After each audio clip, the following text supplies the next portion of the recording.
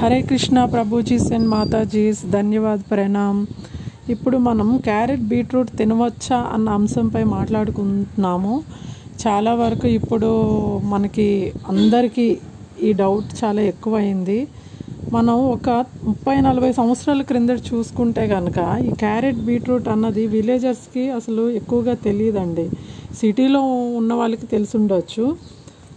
ఇప్పటికీ మా నాన్నగారికి వీటిని వండి పెట్టామనుకోండి ఇష్టంగా తినరనమాట.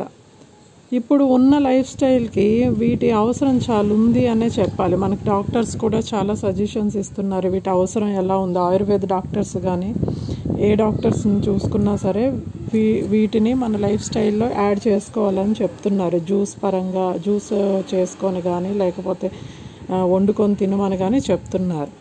అయితే ఎప్పుడైతే మన భారతదేశం వంటకాల్లో బిర్యానీ రైతాస్ వచ్చాయో అప్పటి నుండి దీని వాడకం ఎక్కువైంది మనకు.